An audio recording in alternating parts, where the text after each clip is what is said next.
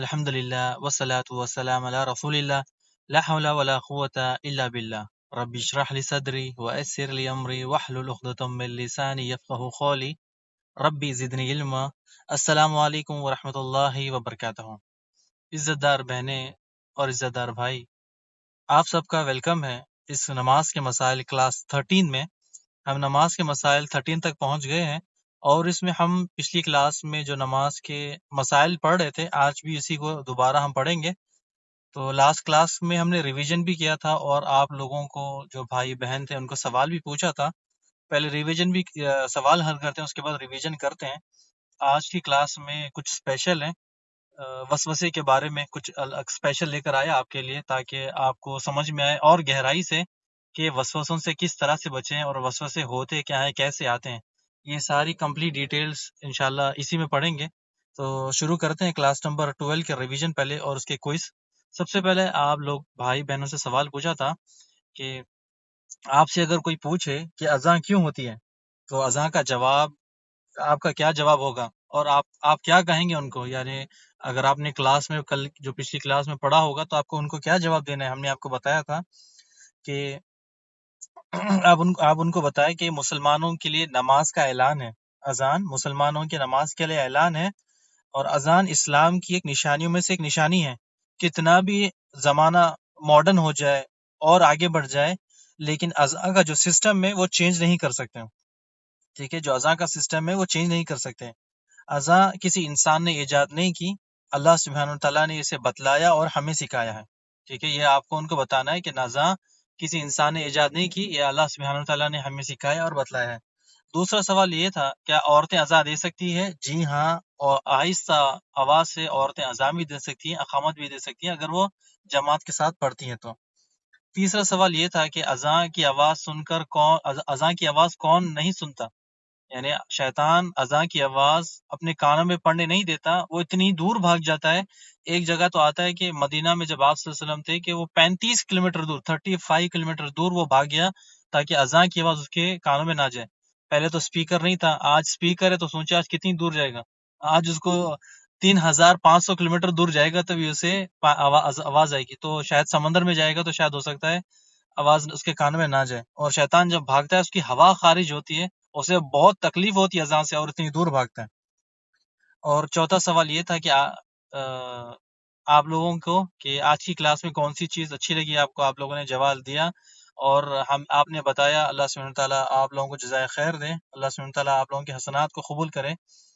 دیکھیں، یہ سب آپ بھائی بہنوں کی محنت کا نتیجہ ہے کہ آپ سب لوگ جو اللہ سبحانہ تعالیٰ کی سب سے بڑی نعمت ہے کہ آج کے ماحول کتنا خراب ہے، فتنوں کا دور ہے، اس میں آپ بھائی بہن اتنی محنت کرتے ہیں، اللہ کے لیے وقت نکالتے ہیں، تو اللہ سبحانہ تعالیٰ اس وقت آپ بھائی اور بہنوں کا نام لیتا ہے۔ کون سے وقت؟ اسی وقت جو وقت چل رہا ہے، اسی وقت میں اللہ سبحانہ تعالیٰ اپنی مجلس میں آپ بھائی، میرا نام، سب کا نام لیتا ہے۔ یہ اللہ کی کتنی بڑی نعمت اور فضل ہے ہم پر کہ اللہ سبحانہ تعالیٰ اسی وقت، یہ وقت جو چل رہا ہے، اس لمحہ جو کلاس چل رہی ہے، اسی وقت میں اللہ سبحانہ تعالیٰ آپ کا اور میرا نام لے رہا ہے اپنی مجلس میں۔ فرشتوں کو، جبرائیل علیہ السلام کو، جو مقرر فرشتے ان کو بتا رہے ہیں کہ یہ میرے بندے اللہ سبحانہ تعالیٰ اللہ کی خاطر دین سیکھ رہے ہیں، وقت نکال رہے ہیں۔ فتنوں کے دور میں، مصیبتوں کے دور میں یہ لوگ آج دین سے اتنی دور ہیں، نماز سے اتنی دور ہیں، اس وقت میں بھی آپ بھائی بہن ماشاء اللہ وقت نکالتے ہیں۔ یہ سب سے بڑی اللہ سبحانہ تعالیٰ کی نعمت اور فضل ہے ہم پر۔ لاسٹ کلاس میں ہم نے وسوسوں کے بارے میں بتایا تھا، کیا آپ لوگوں نے کسی نے ٹرائی کیا یا نہیں کیا؟ کسی نے اگر کسی بھائی یا بہن کو وسوسے آتے تو کیا انہوں نے ٹرائی کیا؟ جو ہم نے بتایا تھا کہ جو آیات آپ نماز میں پڑھتے ہو، یعنی جو سورہ پڑھتے ہو، اس کو آپ کو کمپلیٹ ٹرانسلیشن یعنی اس کا ترجمہ آنا چاہیے۔ نہیں آتا تو سیکھ لے اور یاد کر لے، یہ بہت آسان ہے اور فائدہ مند ہے ہمارے لیے، کیونکہ جو خیالی والی نماز ہے اللہ کے یہاں کچھ کام نہیں آئے گی۔ اللہ سبحانہ تعالیٰ کے پاس جو خیالی والی نماز ہے وہ کام نہیں آئے گی۔ نماز کے دوران بہت سے لوگ ہیں بہت دور تک چلے جاتے ہیں، کبھی کبھی تو یو ایس سے ان کے اگر رشتہ دار ہوتے ہیں ان سے مل لیتے ہیں، دبئی میں یا سعودیہ میں چاہے یا بحرین میں، تو اگر ان کے رشتہ دار دور دور ہے، دوست ہے، تو ان سے مل لیتے ہیں، نماز کے دوران ملاقات کر لیتے ہیں۔ یہ سارے کام وہ نماز کے دوران کر لیتے ہیں۔ تو اللہ سبحانہ تعالیٰ ہمیں ہدایت دے۔ کچھ لوگ تو نماز چھوڑ دیتے، کیوں؟ وسوسے بہت آتے اس لیے ہم نماز نہیں پڑھتے۔ تو یہ تو بالکل غلط ہے، وسوسے آتے ہیں بالکل، اور یہ شیطان لاتا ہے۔ وسوسے عام حالت میں بھی شیطان لاتا ہے، اور جب اگر آپ سونے سے پہلے جب سونے کی تیاری کرتے ہو، بیڈ پر بستر پر لیٹتے ہو، جیسے ہی لیٹتے آپ کے دل میں وسوسے آنا شروع کر دیتے ہیں۔ کل کیا ہوگا، کل کیا کھائیں، کل مال کا انتظام کس طرح سے کریں، قرض کس سے لینا ہے، قرض کس کو دینا ہے۔ اگر اس طرح سے آپ کے ساتھ معاملات ہو تو آپ اٹھے، بیٹھ جائے، وضو کرے، اللہ کا ذکر کرے، اللہ سے دعا کرے، اللہ سے تلاوت کرے، وسوسوں کو سائڈ میں رکھے، سیریس نہ لے۔ اگر آپ کو نیند آ رہی ہے تو سو جائے، اگر نیند نہیں آ رہی ہے وسوسے تو آپ اٹھے، اٹھ کر آپ یہ کام کریں۔ کچھ تو وسوسے ایسے ہوتے ہیں تو بہت ہی خطرناک اور سب سے گندے، سوسائڈ والے۔ ہمیں دل میں وسوسے آتے ہیں کہ ہم سوسائڈ کر لیں۔ ہمارے دل میں آپ نے وہ ہوا ہوگا کبھی کبھی کہ ہمارے ساتھ بھی ہوتا ہے کہ دل کرتا ہے کہ سوسائڈ کر لیں، دل کرتا ہے سوسائڈ کر لیں۔ یہ دنیا کا سب سے گھٹیا وسوسہ ہے۔ یہ دنیا کا سب سے کیوں گھٹیا ہے؟ اسی لیے کہ اللہ سے نا امیدی، یہ بہت خطرناک ہے، بہت خطرناک۔ اللہ سے نا امیدی کفر ہے، ہم یعنی اللہ سے نا امیدی ہونا کفر ہے۔ اور جب ہم بہت بے چین ہو جاتے ہیں، یعنی مشکل میں پڑ جاتے ہیں، تو ہمارے لیے اور یہ شیطان وسوسے اور مسوسے اور ہمارے ہمیں اور الجھاتا ہے، اور ہمیں وسوسے میں پھنسا کر یا تو ہمارے دل میں سامنے والوں کے لیے زہر بھر دیتا ہے، یا تو پھر ہمارے جو وہ باتیں کہتے ہیں وہ بار بار یاد دلاتا ہے۔ اگر کسی بھائی یا بہن کی لڑائی ہوتی ہے تو بار بار وہ چاہے 1 مہینہ ہو، چاہے 1 سال ہو یا 10 سال ہو، بار بار وسوسے ڈال کر ڈلاتا ہے کہ دیکھو تم نے اس نے تم کو یہ کہا، اس لڑکی نے تمہیں یہ کہا، اس بھائی نے تمہیں یہ کہا، اس نے رشتہ دار نے تمہیں یہ کہا۔ یہ بار بار وسوسے ڈال کر آپ کو پریشان کرتا ہے، تنگ کرتا ہے۔ اگر مثال دیتے رہے آپ کو، اگر آپ کو مثال دیں کہ چور چوری کہاں کرتا ہے، پچھلی بار بھی بتایا تھا ہم نے آپ کو کہ چور چوری کہاں کرتا ہے؟ جہاں پر مال ہو، جہاں پر مال ہو۔ اگر گھر خالی ہوتا ہے تو کیا اس کے گھر میں شیطان چوری کرتا ہے؟ نہیں کرتا ہے۔ شیطان اس کے گھر میں چوری نہیں کرتا ہے۔ شیطان کہاں چوری کرتا ہے؟ شیطان جہاں پر مال ہو وہاں پر چوری کرتا ہے۔ تو شیطان اب ہمارے دل میں کیوں وسوسے ڈالتا ہے، اٹیک کیوں کرتا ہے ہم پر؟ کیونکہ ہمارے دل میں ایمان ہے، ہمارے دل میں ایمان ہے، اسی لیے تو ہمارے دل میں وسوسے ڈالتا ہے۔ جب وسوسے آتے ہیں تو اللہ سے اور زیادہ آپ پناہ مانگیں، اللہ کا اور زیادہ ذکر کریں، اللہ سبحانہ تعالیٰ سے اور زیادہ دعائیں مانگیں، اللہ سے جو نمازیں اس میں اور اضافہ کریں۔ وسوسے آتے ہیں، آنے دیں۔ شیطان آپ کو ڈراتا ہے وسوسوں کے ذریعے، عبادت کے ذریعے آپ کو وسوسے ڈالتا ہے۔ نماز میں آپ نے نیت کرنا بھول گئے، آپ بولے میں نے نیت کر لی، یو ڈونٹ ٹیچ می، آپ سیدھا نماز کے دوران بس جب دل میں خیال آئے اس کو وہ سیم ٹائم بولے کہ یہ ڈونٹ ٹیچ می، تم مجھے مت سکھاؤ۔ نماز میں وسوسے ڈالے گا کہ آپ نے سورہ فاتحہ پڑھی نہیں، سورہ فاتحہ نہیں پڑھی، آپ بولے میں نے سورہ فاتحہ پڑھی، تم مجھے مت سکھاؤ۔ پھر نماز کے دوران آپ کو وضو کے وسوسے ڈالے گا کہ وضو کیا یا نہیں۔ پھر آپ نماز کے دوران آپ کو شیطان کیا کرے گا؟ یہ وسوسے ڈالے گا، تو آپ اس شیطان کو کہے کہ تم نے جھوٹ بولا، کذب، تم نے جھوٹ بولا، میں نے وضو بھی ٹھیک ٹھاک کیا، میں نے نیت بھی برابر کی، اور میں نے سورہ فاتحہ برابر پڑھا، تم مجھے مت سکھاؤ۔ اللہ کے نبی صلی اللہ علیہ وسلم نے فرمایا تم شیطان کو ایسا کہو کہ تم مجھے مت سکھاؤ، تم رک جاؤ وہیں پر، تمہیں یہ میرا اور میرے رب کا معاملہ ہے، تم مجھے مت سکھاؤ، تمہاری ایڈوائز مجھے نہیں چاہیے۔ ٹھیک ہے، یہ بھی ایک حل ہے وسوسے کا اور وسوسوں کو ختم کرنے کا۔ جب وسوسے آئے تو نماز کے دوران، نماز کے بیچ میں، یعنی اپنی زبان سے نہ کہے، دل میں وسوسہ جب آتا ہے تو اس کو دل میں ہی کہے کہ یو ڈونٹ ٹیچ می، تم مجھے مت سکھاؤ کہ نماز میں نماز کے دوران کہ وضو کیا نہیں کیا، سورہ فاتحہ پڑھی یا نہیں پڑھی، نیت کی یا نہیں کی، یہ میرا اور میرے رب کا معاملہ ہے، وہ میرا رب سے میں بات کر لوں گا، تم یہ بیچ میں مت آؤ۔ اس کو سائڈ میں کرے اور آپ کے وسوسے ختم ہو جائیں گے۔ جو شیطان ہمیں وسوسے ڈالتا ہے اس کا نام کیا ہے؟ کون بتائے گا مجھے؟ کون بھائی کون بہن ہے جو ہم نے شاید پچھلی کلاس میں بتایا یا نہیں بتایا؟ کون بتائے گا کہ اس کا نام کیا ہے؟ اس کا نام ہے خنزیر، خنزور، خنزب، یہ 3 نام آتے ہیں اس کے۔ ٹھیک ہے، یہ 3 نام آتے ہیں۔ آپ صلی اللہ علیہ وسلم نے فرمایا جب بھی نماز کے دوران خیال آئے یا پھر ایسا ہو کہ ہم رکعت کون سی رکعت تھی وہ بھول جائے، یعنی میں نے سورہ فاتحہ پڑھی نہ پڑھی، تو یہ سارے سب کچھ یہ جو شیطان ہے خنزب یہی ڈالتے ہیں. اور جب آپ کو محسوس ہو آپ کی توجہ فوکس نماز سے ہٹ رہی ہے، ہٹ گئی یا ہٹ چکی ہے، جس بھی حالت میں آپ ہو، چاہے وہ قیام میں ہو، رکوع میں ہو، سجدے میں ہو، تشہد میں ہو، معمولی سے آپ کو کیا کرنا ہے کام. جب بھی آپ کو نماز کے دوران وسوسے آئے کہ کون سی رکعت ہے، سورہ فاتحہ پڑھی یا نہیں پڑھی، نیت کی نہ کی، وضو کیا نہیں کیا، آپ کو نماز کے دوران چاہے آپ تشہد میں ہو یا سجدے میں ہو، چاہے رکوع میں ہو یا قیام میں ہو، جس بھی حالت میں ہو، آپ کو کیا کرنا ہے، اپنا جو لیفٹ شولڈر ہے وہاں پر اپنا ہلکا سا جو فیس ہے لیفٹ ٹرن کرنا ہے. ٹھیک ہے، یہ صحیح مسلم کی حدیث ہے، حدیث نمبر 5738.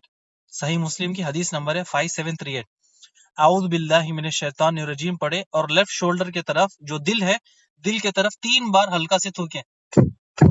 ٹھیک ہے، تھوکا یعنی تھوکنے کا مقصد یہ نہیں کہ ساری کی ساری الٹی وامٹنگ کر دے، ایسا نہ کرے. ٹھیک ہے، اپنے شولڈر لیفٹ شولڈر کی طرف ہلکا سا فیس کرے نماز کے دوران اور اعوذ باللہ من الشیطان الرجیم 3 بار تھوکے اس طرح سے. ٹھیک ہے، میں اللہ کی پناہ میں آتا ہوں شیطان مردود سے. ٹھیک ہے، ایک صحابی ہے عثمان بھی نبی آس، آپ صلی اللہ علیہ وسلم کے پاس آئے، کہا کہ اللہ کے رسول صلی اللہ علیہ وسلم میری نماز میری قرات کے درمیان شیطان حائل ہو گیا، آپ مجھے بولے، آپ مجھے بتائے کہ وسوسے مجھے ڈالتا ہے، میری نماز تو خراب کر دیتا ہے، کر دی اس نے نماز، تو آپ مجھے اس کا حل بتائیں. آپ صلی اللہ علیہ وسلم نے فرمایا تمہیں جس شیطان نے وسوسے ڈالا اس کا نام ہے خنزب. جب تمہیں محسوس ہو کہ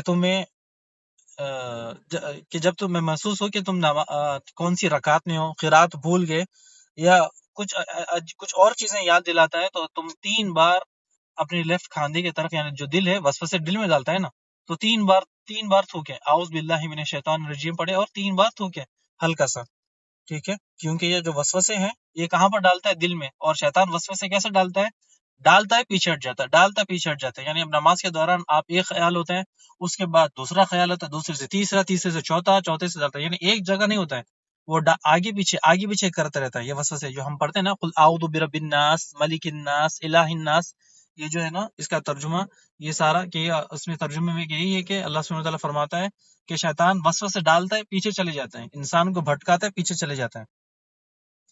تو اللہ کے نبی صلی اللہ علیہ وسلم نے ہمیں بتا دیا کہ کیا کرنا ہے، کہ 3 بار اعوذ باللہ من الشیطان الرجیم 3 بار لیفٹ کھاندے پر تھوکے. صحیح مسلم حدیث نمبر 5738 یہی حدیث ہے.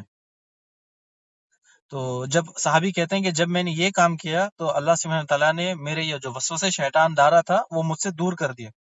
ٹھیک ہے، مجھ سے دور کر دیا، کیونکہ شیطان وسوسے اسی لیے ڈالتا ہے کیونکہ ہمارے اندر ایمان ہے، ہمارے اندر ایمان ہے، لیکن ہماری جو عبادت ہے اس کو خراب کرنا چاہتا ہے. اسی لیے تو شیطان وسوسے ڈال کر ہمیں ستاتا ہے، پریشان کرتا ہے، تکلیف دیتا ہے.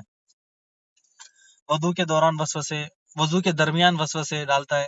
یہ جو شیطان ہے خنزب کیا وسوسے ڈالتا ہے کہ تم نے وضو سے پہلے بسم اللہ کہنا بھول گئے. پھر وسوسے ڈالتا ہے نماز کے دوران کہ نماز کے اندر نماز میں کہ تم نے ناک میں پانی نہیں چڑھا. ہوتا ہے کیا ہے کہ کبھی کبھی تو ہمارے بھائی بہن کی باری سنیں، آپ غور سے سنیں، ہمارے کوئی ایسے بھائی بہن ہوں گے جو 2 بار ہاتھ دھوتے ہیں کونیوں تک، چلے 3 بار ہاتھ دھو لیا انہوں نے کونیوں تک، جب نماز کے لیے جاتے ہیں تو پھر نماز میں وسوسے ڈالتا ہے. کیا ڈالتا ہے کہ آپ نے جو وضو کی کونیاں 3 بار دھونا تھا آپ نے 2 بار دھو دی. تو آپ وسوسوں کو چھوڑے، یقین رکھے کہ میں نے 2 بار ہی دھوئے. میں نے جو واش کرنا تھا وضو کے دوران ہاتھ سے لے کے کونیوں تک، ایلبو تک، میں نے وضو کے اعضاء 2 بار یا 3 بار دھونا تھا، میں نے 2 بار کی. ٹھیک ہے، جائز ہے. آپ وضو کے اعضاء 1 بار بھی دھو سکتے ہو، 2 بار بھی دھو سکتے ہو، 3 بار دھو سکتے ہو. 3 سے زیادہ یہ نہیں کرنا ہے. ٹھیک ہے، ایک بار کر کے بھی کر سکتے ہو، 2 بار بھی کر سکتے ہو، 3 بار.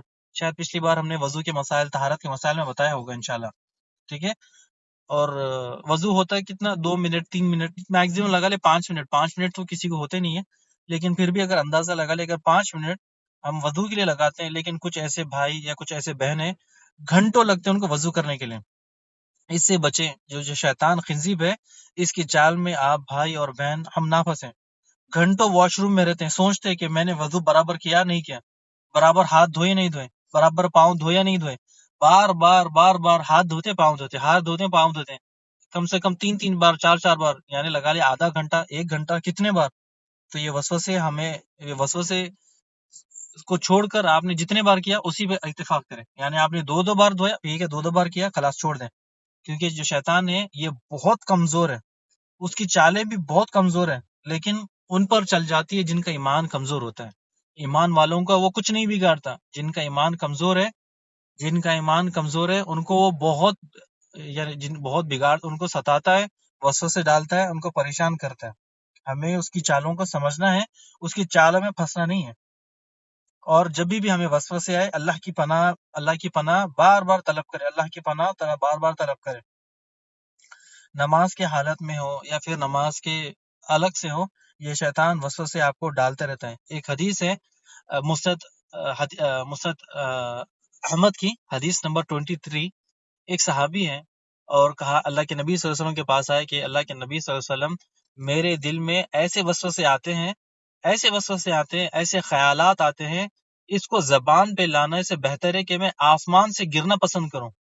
اس کو زبان پہ لانے سے پہلے میں اپنا جلتا ہوا کوئلہ اپنی زبان پہ رکھنا پسند کروں، لیکن یہ جو الفاظ ہے اپنی زبان پر لانا مجھے اچھا نہیں لگتا.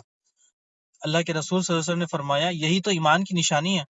شیطان وسوسے ڈالتا ہے اللہ کے متعلق، اللہ کے رسول صلی اللہ علیہ وسلم کے متعلق، اور لوگ اپنے آپ کو مار لیتے ہیں اسی وسوسے کی وجہ سے، سوسائڈ کر لیتے ہیں. کہتے ہیں کہ میں نے اللہ کی شان میں، اللہ کے رسول صلی اللہ علیہ وسلم کی شان میں گستاخی کر لی، اور اپنے آپ کو گولی مار لیتے ہیں، اپنے آپ کو پھانسی چڑھا لیتے ہیں، پہاڑ سے کود جاتے ہیں. تو یہ جو شخص ہے وہ خنزیب ہے.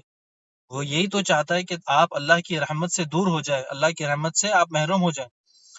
آج بہت زیادہ لوگ اسی وسوسے کے شکار میں، بہت زیادہ لوگ بھائی بہن اسی وسوسے کے شکار میں کہ ہم نے وضو کے بارے میں یا نماز کے بارے میں شک کے بارے میں، یا پھر بار بار یہ خیالات آنے کی وجہ سے یا تو نماز نہیں پڑھتے یا عبادت چھوڑ دیتے ہیں، یا ان کو پتہ ہی نہیں کہ ہم اس کا جو ترجمہ یا ٹرانسلیشن کس طرح سے اس کا حل ہے وہ نکالیں. آج یہ ہم نے جو پڑھا ہے یہ ہمارے لیے جاننا ضروری ہے، کیونکہ ہمارے علم میں اس سے اضافہ بھی ہو گیا، اور اگر ہم لا علمی میں اس کو ایسے چھوڑ دیں تو ہمارا اپنا بھی خسارہ ہے اور دوسروں کا بھی خسارہ ہے. ہمارا بھی نقصان ہے، دوسروں کا بھی نقصان ہے. کیوں؟ جب ہمیں وسوسے آتے ہم نے سیکھا ہی نہیں اس کا حل کیا ہے. جب دوسروں کے آتے، ہمارے بچوں کے یا پھر ہمارے بھائی بہن یا بچوں کے ہسبینڈ کے یا امی کے یا ابا کے، کسی کے بھی خیال میں یا پھر ان کو وسوسے آتے تو ان کو ہم حل بتائیں، نہ کہ ان کو بھی پریشان کریں، خود بھی پریشان ہو. انشاءاللہ شیطان جو کمزور ہے اس کے بارے میں اگلی بار میں فل ڈیٹیل کے ساتھ بتائیں گے کہ کس طرح دعا کے ذریعے شیطان سے بچا جا سکتا ہے. انشاءاللہ اللہ سبحانہ وتعالی ہمیں توفیق دے، ٹائم دے انشاءاللہ، تو ہم انشاءاللہ اگلی کلاس یا پھر کبھی بھی ہمیں موقع ملتا ہے تو شیطان کتنا کمزور ہے، اتنا کمزور ہے کہ ایک چھوٹا بکری کے بچے سے بھی زیادہ کمزور ہے وہ. انشاءاللہ کس طرح سے ہم آپ کو انشاءاللہ اگلی کبھی فرصت میں آپ کو کلاس میں بتائیں گے انشاءاللہ. اور لاسٹ کلاس میں ہم نے بتایا تھا آپ کو کہ نماز آرام سے پڑھے، بالکل آرام سے، رکوع بھی آرام سے کرے، سجود بھی آرام سے کرے، تشہد بھی آرام سے کرے، اور دعائیں مانگے آرام سے. جو دعا آتی ہے آپ کو عربی میں، آپ کو اس کا ترجمہ پتہ ہونا چاہیے. جو دعا آپ کو یاد ہے، آپ کو اس کا ترجمہ آنا چاہیے. ٹھیک ہے، فوکس کریں ترجمے پر. اگر مثال کے طور پہ آپ نماز کے دوران سجدے میں یا رکوع میں اللہم اجرنا من النار پڑھتے ہو، تو اس کا مطلب کیا ہے کہ اے اللہ ہمیں آگ سے بچا، اے اللہ ہمیں جہنم کی آگ سے بچا. تو یہ ترجمہ ہمارے دل میں، دماغ میں ہونا چاہیے، آرام سے ترجمہ سمجھ کر، جس طرح کہ آپ کے سامنے ٹی وی پر یا اسکرین پر یا بک میں لکھا ہے اللہم اجرنا من النار، اور اس کا ترجمہ آپ کے دماغ میں موجود ہو. کہ اگر میں نے آپ کو کہا کہ اللہم اجرنا من النار اور اس کا ترجمہ آپ کے دل اور دماغ میں موجود ہو، تو یہ بالکل آپ کے لیے آسان ہو جائے گا وسوسے سے دور ہونے کے لیے. اور ایسے ہی پھر اللہم انی اسألک الجنہ، اے اللہ میں جنت کا سوال کرتا ہوں، مجھے جنت میں ڈال. جب میں نے یہ عربی میں پڑھا تو آپ کے دل اور دماغ میں اس کا ترجمہ ہونا چاہیے کہ اے اللہ میں تجھ سے جنت کا سوال کرتا ہوں، اللہ مجھے جنت میں ڈال، اللہ سبحانہ وتعالیٰ مجھے جنت میں ڈال. دعائیں عربی میں پڑھنی چاہیے. ایسا نہیں کہ آپ بھائی بہن، میں نے جس طرح بتایا کہ اس کو بالکل آسان کر دیں. نماز پوری کی پوری عربی میں ہے، تو ہمیں عربک میں ہی نماز پڑھنی ہے. جس طرح سورہ فاتحہ تشہد میں یا پھر سجود میں یا پھر رکوع میں جس طرح سے بھی ہو، ہمیں سارا کا سارا عربی میں، لیکن اس کا ٹرانسلیشن ہمارے دماغ اور دل میں بیٹھا ہو کہ اس کا ترجمہ کیا ہے، تو ہم آسانی سے اس پرابلم کو ٹیکل کر سکتے ہیں، اس کا سلوشن حل کر سکتے ہیں. دل اور دماغ میں ہمارے لیے ہمارے یہ ترجمہ پتا ہو ہمیں. اگلا مسئلہ لیتے ہیں. آج کی کلاس بہت لمبی ہو گئی یہ وسوسے کی چکر میں. وسوسے لیکن یہ ضروری ہے وسوسوں کا ہمارے لیے، ورنہ ہمارا بہت بڑا نقصان ہو جاتا ہے. آپ کو پتا ہے کہ آج کے ماحول میں ہم بہت چیزیں بھول جاتے ہیں. نماز کے دوران یہ شیطان ہمیں یاد دلاتا ہے، وسوسے ڈال کر ہماری عبادت خراب کر دیتا ہے. ایک مسئلہ، اگلا مسئلہ لیتے ہیں. اذان کی شرطیں. اذان کی 12 شرطیں. کتنی؟ 12. سب سے پہلے کہ ایماندار ہو، جو اذان دینے والا مؤذن ہو وہ ایماندار ہو. یہ مؤذن کے بارے میں چل رہا ہے. ایسا نہیں کہ بےمان ہو، فاجر ہو، بدماش ہو، ایماندار ہو. اور نماز کو، جو اذان ہے، اذان کو ٹائم سے وہ کرے، ٹائم ٹیبل سے. یعنی اگر عصر کی اذان 3 بجے ہے یا 4 بجے تو اس سے پہلے نہ دے، اور فجر کی اذان 4 بجے یا 4:30 ہے اس سے پہلے نہ دے. یہ لوگ سحری کھا رہے ہیں، ان کی سحری خراب کر دے. تو ایماندار ہو. دوسرا سمجھدار ہو. ایسا نہیں کہ 3 سال 4 سال کا بچہ ہو. اگر بچہ 6 7 8 9 سال کا بھی ہے، اس کو اذان کے بارے میں پتا ہے، اس کا ترجمہ یا اس کے بارے میں پتا ہے، تو وہ اذان دے سکتا ہے. دوسرا. تیسرا یہ ہے کہ مسلمان ہو. کافر کی اذان ہمارے لیے کوئی معنی نہیں رکھتی. صرف مسلمان ہی اذان دے اور پھر مسلمان ہی نماز پڑھے. کچھ محلوں میں کچھ ایسے گاؤں ہیں جس میں ہندو جو کافر ہے وہ اذان دیتے ہیں انڈیا میں، اور وہ مسجدوں میں اللہ عالم اذان تو وہ دیتے ہیں، نماز خود پڑھتے ہیں. کون پڑھتے ہیں؟ نیوز میں اویلیبل ہے کہ ہندو لوگ جو ہے این ڈی ٹی وی یا پھر اس طرح سے اس میں بتا رہے تھے کہ ہندو لوگ جو ہے وہ سالوں سے اس مسجد میں اذان دیتے ہیں. مسلمان تو کوئی گاؤں میں ہے ہی نہیں. اللہ سبحانہ تعالیٰ ہمیں ہدایت دے. چوتھا یہ ہو کہ اذان دینے والا مرد ہو. ٹھیک ہے، مرد ہو. پانچواں اذان ترتیب سے ہو. اذان ترتیب سے ہو کہ اذان کس طرح سے، اللہ اکبر اللہ اکبر اللہ اکبر اللہ اکبر، اشہد ان لا الہ الا اللہ اشہد ان محمد رسول اللہ. یہ ترتیب سے ہو، آگے پیچھے نہ ہو.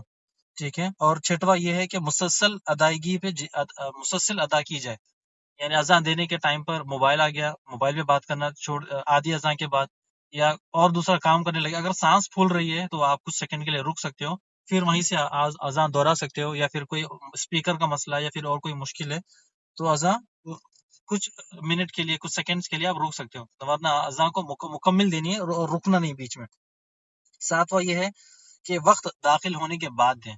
وقت داخل ہونے کے وقت آپ ابھی مثال کے طور پہ ابھی سحری کا ٹائم چل رہا ہے، 2:30 بج رہے ہیں، سحری کر رہے ہیں، 3 بجے اذان کا ٹائم ہے، اس نے 2:30 بجے اذان دے دی آدھا گھنٹہ پہلے. بھائی دوسرے سحری کر رہے ہیں، ان کے لیے کیا ہے؟ تو یہ بالکل غلط ہے. جو ساتواں یہ ہے کہ وقت داخل ہونے کے بعد دیں. آٹھواں یہ ہے کہ بلند آواز سے دیں، آواز زور سے. ایسے نہیں کہ اپنی کان سے اپنے آپ کو سنے آگے کہ اذان میں نے دے دی، ختم بھائی ہو گیا. نہیں، زور سے آواز دیں. یہ مردوں کے لیے، عورتوں کے لیے نہیں. عورتیں تو آہستہ آواز میں دیں گی. نواں یہ سنت کے مطابق الفاظ ہونے چاہیے. ٹھیک ہے، سنت کے مطابق جو آپ صلی اللہ علیہ وسلم نے ہم نے سکھایا. 10واں یہ ہے کہ ایسا لحن سے نہ ہو، لحن جلی جس سے اذان کے معنی بدل جائے. آپ کو بتایا کہ ہمارے پاس جو مخارج ہیں وہ بہت کم لوگ جانتے ہیں. یعنی ابھی ماشاءاللہ ابھی جو بچے اسٹوڈنٹس پڑھ رہے ہیں، پہلے تو مخارج کا سسٹم پتہ ہی نہیں تھا. الحمدللہ رب العالمین پڑھتے تھے، لیکن جو الحمدللہ رب العالمین ہے یہ مخارج کے ساتھ، تو یہ جو اذان کے مخارج ہے ان کو پہلے ہمیں سیکھنا ہے، کسی کو بتانا ہے، کسی بڑے مؤذن یا پھر کسی امام کو جو جانتا ہے، اس کے بعد ہم اذان دینا شروع کریں تو ہمارے لیے آسانی ہو جائے گی. ورنہ جو الفاظ ہے اس میں جب غلطی ہو جائے گی تو بڑا ہمارے لیے مسئلہ ہو جائے گا. الفاظ بدلنے سے معنی بھی بدل جاتا ہے. 11واں یہ ہے کہ اذان کہنے والا ایک ہی شخص ہو. اذان کہنے والا ایک شخص ہو کہ آدھی اذان ایک دے، آدھی اذان ایک دے، یہ بالکل غلط ہے. ایک ہی آدمی اذان دے، 2 آدمی اس کو نہ دے. 11واں ہو گیا. 12واں یہ ہے کہ ٹیپ ریکارڈر وغیرہ کی اذان سے اذان کی فرضیت ادا نہیں ہوتی. یعنی اگر کوئی شخص ٹیپ لگا دیتا ہے یا پھر ریڈیو میں لگا دیتا ہے یا سی ڈی میں یا موبائل سے پلے کرتا ہے اذان، تو اس سے جو اذان کی فرضیت ہے وہ ادا نہیں ہوتی. ہمیں خود اذان انسان کو دینی پڑے گی، یہ ٹیپ سے نہیں ہوگی. ٹھیک ہے، ٹیپ سے نہیں ہوگی. اگلا مسئلہ لیتے ہیں. یہ اذان کے مسائل میں سے یہ ضروری ہے کہ ایک ہیری اور دو ہیری اذان یہ کون سی ہے؟ دو ہیری یعنی دو بار، ایک ہیری یعنی ہر الفاظ کو دو بار کہنا، اور دو ہیری کلمات یعنی ہر الفاظ کو 4 بار کہنا. ایک جو ہم نے آپ نے پہلی کلاس میں بتایا تھا، عبداللہ بن زید بن عبد الرب کی اذان جو اللہ اکبر اللہ اکبر اللہ اکبر اللہ اکبر، اشہد ان لا الہ الا اللہ اشہد ان لا الہ الا اللہ اشہد ان محمد الرسول اللہ اشہد ان محمد الرسول اللہ، حی علی الصلاح حی علی الصلاح حی علی الفلاح حی علی الفلاح، اور اللہ اکبر لا الہ الا اللہ. یہ ہے اذان. اس کو کون سی کہتے ہیں؟ ایک ہیری اذان. ٹھیک ہے، اس کو کہتے ہیں ایک ہیری اذان. تو اس میں حی علی اور اقامت میں کیا آئے گا؟ قد قامت الصلاۃ، قد قامت الصلاۃ دو بار آئے گا اس میں، اس کی اقامت میں، ٹھیک ہے؟ وہ آگے بتائیں گے آپ کو۔ یہ اذان تھی، یہ کس کی ہے؟ عبداللہ بن زید بن عبد الرب، ٹھیک ہے؟ یہ ایک ہے، اور ایک ہے جو ایک نابینا صحابی ہے، آپ نے سنا ہوگا ان کا نام، جو مدینہ میں اذان دیتے تھے، ابو معذورہ۔ آپ صلی اللہ علیہ وسلم نے ان کو مقرر کیا، ان کو کلمات بھی سکھائے۔ تو ان کی جو آپ صلی اللہ علیہ وسلم نے ان کو سکھائی تھی جو اذان ہے، وہ دو ہیری ہے۔ دو ہیری یعنی ایک ہیری یعنی جو بلال رضی اللہ تعالیٰ عنہ دیتے ہیں، دو ہیری یہ جو عبداللہ سیدنا ابو معذورہ، ٹھیک ہے، جو مؤذن تھے، مسجد حرم کے مؤذن تھے، یہ ابو معذورہ، یہ ان کی کلمات کس طرح سے تھے؟ اللہ اکبر، اللہ اکبر، اللہ اکبر، اللہ اکبر، اشہد ان لا الہ الا اللہ، اشہد ان لا الہ الا اللہ، اشہد ان محمد رسول اللہ، اشہد ان محمد رسول اللہ۔ یہ ہونے کے بعد پھر دوبارہ کلمات زور سے، یہ پہلے آہستہ، پھر اشہد ان لا الہ الا اللہ، اشہد ان لا الہ الا اللہ، اشہد ان محمد رسول اللہ، اشہد ان محمد رسول اللہ، حی علی الصلاح، حی علی الفلاح، حی علی یہ دو بار، اللہ اکبر، اللہ اکبر، لا الہ الا اللہ، یعنی دیکھیں آپ نے اشہد ان لا الہ الا اللہ 4 بار اور اشہد ان محمد رسول اللہ 4 بار، ٹھیک ہے؟ یا 17 یا 19 کلمات ہے اس اذان میں۔ یہ ہے ابو معذورہ کی اذان، ٹھیک ہے؟ یہ نابینا صحابی ہے، آپ کو نام سنے ہوں گے کہ ان کو اذان کا جب سحری کا وقت ہوتا ہے تو کوئی بتاتا ہے کہ دیکھو سورج پھٹ پڑا ہے تو سحری کا وقت ختم ہونے والا ہے یا شروع ہونے والا ہے، کس طرح سے یہ ان کو صحابی بتاتے جب یہ اذان دیتے، ٹھیک ہے؟ یہ جب اذان دیتے اس کے بعد بلال رضی اللہ تعالیٰ عنہ اذان دیتے فجر کی۔ تو یہ ان کا نام یاد رکھے، ابو معذورہ اور ایک ہے بلال رضی اللہ تعالیٰ عنہ کی، دو اذان ہیں، ایک ہے بلال رضی اللہ عنہ کی، اس کو کہتے ہیں ایک ہیری، ابو معذورہ کی کہتے ہیں اذان یہ دو ہیری، یعنی جس میں 4 کلمات ہیں، ٹھیک ہے؟ تو انشاءاللہ امید ہے کہ آپ لوگوں کو سمجھ میں آ گیا ہوگا، اگر نہیں آیا تو ہمیں سوال کر لیں کہ کس طرح سے ہم اذان کے بارے میں اور جانیں، یا تو آڈیو دوبارہ سن لے، یا تو پھر انشاءاللہ آپ سوال کریں کہ ایک ہیری دو ہیری، ایک ہیری بلال رضی اللہ تعالیٰ عنہ کی ہے اور دو ہیری کس کی ہے؟ ابو معذورہ جو نابینا صحابہ ہے، ٹھیک ہے؟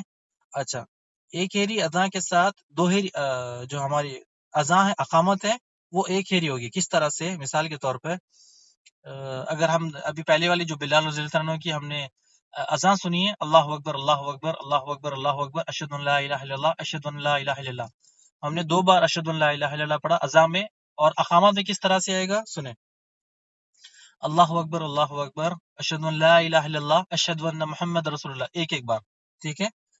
یہ ایک ہیری اذان میں ہماری جو بلال رضی اللہ عنہ کی اذان تھی اس کے اندر ہم کس طرح سے اقامت میں ایک بار پڑھیں گے، ٹھیک ہے؟ ایک ہیری میں جو بلال رضی اللہ عنہ کی ایک ہیری اذان تھی اس میں اقامت میں ایک بار پڑھیں گے، اور جو نابینا صحابی ہیں ابو معذورہ، ان کی اقامت میں ہم دو بار پڑھیں گے، کیونکہ ان کی اذان 4 بار تھی، ہم کیسا پڑھیں گے؟ اشہد ان لا الہ الا اللہ، اشہد ان لا الہ الا اللہ، جو عام ہمارے پاس انڈیا پاکستان میں ہوتی ہے اس طرح سے۔ تو یہ دونوں بھی طریقہ جائز ہے، دونوں طریقے سے کر سکتے ہیں۔ امام ابن تیمیہ رحمہ اللہ فرماتے ہیں جو 2 اہری اقامت کہہ دے تو بھی ٹھیک ہے، جو 1 اہری اقامت بھی کہہ دے تب بھی صحیح ہے، یعنی اذان میں اگر 2 ہی بھی کہے 1 اہری بھی کہے دونوں بھی جائز ہے، دونوں ہی صحیح ہیں، ٹھیک ہے؟ اگلا مسئلہ لیتے ہیں، فجر کی اذان میں الصلاۃ خیر من النوم یہ الفاظ کہنا مسنون ہے، ٹھیک ہے؟ فجر کی اذان جب ہوتی ہے تو مؤذن کیا کرتا ہے؟ حی علی الصلاح، حی علی الفلاح کے بعد کیا کرتا ہے؟ الصلاۃ خیر من النوم، کہ نماز نیند سے بہتر ہے، تو یہ کہنا الفاظ سنت ہے، تو مؤذن کو چاہیے کہ یہ کہے، ٹھیک ہے؟ مؤذن کو چاہیے کہ حی علی الصلاح، حی علی الفلاح کے بعد فجر میں الصلاۃ خیر من النوم یہ کہیں۔ ایک آخری مسئلہ لیتے ہیں، آج کی کلاس ختم کرتے ہیں، کیونکہ آج کا تھوڑا آپ لوگوں کو کنفیوز والا ہوگا، کیونکہ آپ نے پہلی بار سنا ہوگا ایک ہیری اذان، 2 ہیری اذان، ایک ہیری بلال رضی اللہ عنہ کی، 2 ہیری ابو معذورہ کی، تو یہ آپ یاد رکھیں، ٹھیک ہے؟ تو انشاءاللہ آپ لوگوں کو یاد رہے گا، فیوچر بچوں کو کسی کو بتانے کے لیے۔ سعودیہ میں اکثر ایک ہیری 2 اذان بلال رضی اللہ عنہ کی ہوتی ہے اور اقامت بھی ان کی ہوتی ہے، لیکن ہمارے انڈیا میں، پاکستان میں ہوتا کیا ہے کہ اذان کن کی دیتے ہیں؟ بلال رضی اللہ عنہ کی، اور اقامت دیتے ہیں ابو معذورہ کی، یعنی اذان دیتے ہیں کسی کی اور اقامت دیتے کسی کی، یہ دونوں الگ الگ دیتے ہیں، تو ہمارے لیے جاننا ضروری ہے۔ اور اذان سننے والوں کے لیے 5 عمل کرنا چاہیے، ٹھیک ہے؟ ایک مسئلے میں یہ مسئلہ لے کے ختم کرتے ہیں، جو اذان سنتا ہے اس کو 5 عمل کرنے ہیں۔ کیا کرنے ہیں؟ سب سے پہلے اذان کا جواب دینا ہے، دوسرا درود پڑھنا ہے، تیسرا وسیلے کے لیے دعا کرنا ہے، ٹھیک ہے؟ وسیلے کے لیے دعا کرنا ہے، اور چوتھا جو اذان سنتا ہے وہ دعا پڑھے، اشہد ان لا الہ الا اللہ وحدہ لا شریک واشہد ان محمدا عبدہ ورسولہ رضیت باللہ ربا وبالاسلام دینا وبمحمد صلی اللہ علیہ وسلم نبیا. ٹھیک ہے، اس طرح سے بھی ہے رضیت باللہ ربا یہ بھی ایک ہے، اس کی دو تین طرح سے الگ الگ ہے کہ رضیت باللہ ربا وبمحمد رسول اللہ وبالاسلام دینا، اس طرح سے بھی ہے. تو آپ کو جس طرح سے بھی آسان ہو تو یہ ایک کرے. اور پانچواں یہ ہے کہ مسلمان بھائیوں کے لیے دعا کرے. کون سی؟ سب سے پہلے دیکھیں اذان کا جواب دینا ہے، دوسرا دعا کرنا، درود پڑھنا ہے، تیسرا وسیلے کے لیے دعا کرنا ہے، وسیلے کے لیے دعا، اور رضیت باللہ ربا وبالاسلام دینا یہ چوتھا کام. پانچواں اپنے مسلمان بھائیوں کے لیے دعا کرنا ہے. ٹھیک ہے، جب اذان سن لینے کے بعد یہ کرتے ہیں، اس کا انشاءاللہ جو اذان سنتا ہے اس کے بعد یہ دعائیں پڑھتا ہے، اللہ سبحانہ تعالیٰ اس کو جنت میں جگہ بھی دیتا ہے اور اللہ سبحانہ تعالیٰ اس کی مغفرت بھی کرتا ہے. اور اللہ کے نبی صلی اللہ علیہ وسلم کی تعلیمات بھی ہے کہ جب اذان ہو تو خاموشی سے اذان کو سنو. اس کا جو اجر ہے کتنا ہے وہ انشاءاللہ اگلی کلاس میں آپ کو بتائیں گے کہ کتنا بڑا اجر ہے کہ جو ان کے جوابات دیتا ہے، اور ان کے فضائل بھی انشاءاللہ اگلی کلاس میں لیں گے، ورنہ آج بہت لمبا ٹائم ہو گیا. تو اسی کے ساتھ جو آج کی کلاس ہے نماز کے مسائل، کلاس نمبر 13 وہ ختم ہوتی ہے. بارک اللہ فیک و جزاک اللہ خیر. ایک اور سوال آیا تھا ہماری بھائی یا بہن کا کہ اس کو پہلے کلیئر کر دیتے ہیں کہ عورتیں جمعہ کے لیے نماز کے لیے نہیں جاتی تو ان کے لیے، مردوں کے لیے تو اجر زیادہ ہے تو عورتوں کے لیے تو کم ہے. تو دیکھیں ہمارے بھائی یا بہن کہ اگر آپ کو دل کرتا، آپ کا اگر آپ کے محلے میں مسجد میں جمعہ کے لیے نماز ہوتی ہے، عورتوں کے لیے خاص جگہ ہے، تو آپ جائیں وہاں نماز پڑھیں. جتنا مردوں کو اجر ہے اتنا آپ کو بھی ہے. لیکن اللہ کے نبی صلی اللہ علیہ وسلم فرماتے ہیں کہ جو عورت گھر میں نماز گھر کے آخری کونے میں پڑھتی ہے اسے مرد سے زیادہ اجر ہے، مرد سے زیادہ. مثال کے طور پہ ایک ہمارا بھائی یا ہمارے ہسبینڈ یا ہمارے والد نماز کے لیے جاتے ہیں، ہم ان کے لیے کرتا نکالتے ہیں، سوپ نکالتے ہیں، ان کے لیے عطر لگاتے ہیں، ان کے لیے ہم چپل ریڈی کرتے ہیں، ان کو پانی دیتے ہیں، ان کو کھانا دیتے ہیں. تو وہ جتنے بھی ان کے لیے جو اجر ہے، جو جمعہ میں جانے والے ہیں، وہ جس طرح کہ وہ پہلی اول وقت میں نماز کے لیے جاتے ہیں، اور ان کے لیے جو اجر ہے، کتنا اجر ہے کہ جو پہلی ایک اونٹ قربان کیا تو اتنا اجر آپ کو بھی ہے. کیوں؟ کیونکہ آپ ان کے پیچھے آپ کی محنت تھی، اسی لیے آپ کو اجر ہے. اگر کوئی بہن مسجد حرم میں ہے، کوئی اگر مسجد حرم میں ہے اور اگر اپنی ہوٹل میں کسی کونے میں نماز پڑھتی ہے تو اس کے لیے اس سے زیادہ اجر، حرم میں نماز پڑھنے سے زیادہ افضل ہے اس کو، کہ وہ اجر زیادہ اس کو کہاں پر ہے کہ وہ مسجد اپنے جو ہوٹل کے روم میں وہاں پر نماز پڑھے، اس کے لیے اجر اتنا زیادہ ہے. یعنی ایک مرد کو مسجد میں نماز پڑھنے کے لیے 27 نمازوں کا اجر ہے، 27 نمازوں کا اجر فائدہ ہے، لیکن عورت کو اس سے زیادہ ہے، کیونکہ گھر کے کونے میں پڑھنا عورت کو مرد سے زیادہ ہے. تو دیکھیں آپ گھر میں بیٹھے بیٹھے مرد سے زیادہ نیکی کما سکتے ہو تو کمائیں. دیکھیں ہمارے لیے چھوٹی چھوٹی نیکی قیمتی ہے، اس کو ضائع نہ کریں. اگر آپ مسجد جا سکتے ہیں، اللہ کے نبی صلی اللہ علیہ وسلم نے اللہ نے خود ہمیں اجازت دی عورتوں کو جا سکیں. اگر نہیں جا سکتے تو کوئی حرج نہیں ہے، لیکن اجر میں آپ مردوں سے کم نہیں، مردوں کے برابر ٹکر نہیں ہو سکتی. وہ کہتے ہیں نا مینس اینڈ وومن ایکول، آج مرد اور عورت ایکول ہے کام دنیا میں حساب سے، لیکن دین کے حساب سے عورت کا اجر زیادہ ہے. کیوں؟ کہ جب مرد کام پر جاتا ہے تو اس کو ٹفن تو یہ دیتی ہے، ان کو کھانے کے لیے تیاری کرتی ہے، اس کا انتظار کرتی ہے، اس کے لیے پیچھے دعائیں کرتی ہے. اس کی شاید مرد کو شاید ہو سکتا ہے ٹائم نہ ملے، لیکن عورت اس کے لیے دعا کرتی ہے، اس سے کہتی ہے کہ حلال رزق کما کراؤ، بچوں کے لیے کچھ نہ کچھ لے کر آؤ. اور اس کے ساتھ اس کی جب نماز کے لیے جاتا ہے جمعہ میں تو اس کے پیچھے اس کی محنت ہوتی ہے. رمضان میں روزہ کھلتا ہے تو اس کے پیچھے اس کی محنت، دن تمام عبادت بھی کرتی ہے، کچن میں بھی وقت گزارتی ہے. پھر اس کے بعد چاہے تراویح میں، پھر اس کے بعد عید میں شیر خورما بناتی ہے، میٹھا بناتی ہے شوہر کے لیے، رشتہ داروں کے لیے. تو عورتوں کو، مرد کو کم ہوتا ہے، اور مرد تو صرف پیسے کماتا ہے آپ کو دیتا ہے، لیکن عورت اس سے زیادہ ہے، عورت کو اس سے زیادہ اجر ملتا ہے. تو ہمارے لیے جو اجر ہے اس کو ضائع نہ کریں. اجر ہمارے لیے بہت ہے، ہماری بہنوں کے لیے، بس یہ ہے کہ ہم اس کو کس طرح سے حاصل کریں. ہمارے دل میں لالچ ہونی چاہیے کہ ہم کتنی زیادہ نیکی ہم کما سکتے ہیں. بارک اللہ فیک و جزاکم اللہ خیر. آج کی کلاس یہیں پر ختم ہوتی ہے. اللہ سبحانہ تعالیٰ ہمیں دین پہ چلنے کی توفیق دے، اور جو سکھا اللہ سبحانہ تعالیٰ نے ہمیں اس کو سمجھنے کی، عمل کرنے کی، اور لوگوں کو سکھانے کی توفیق دے. بارک اللہ فیک و جزاک اللہ خیر. السلام علیکم ورحمۃ اللہ وبرکاتہ.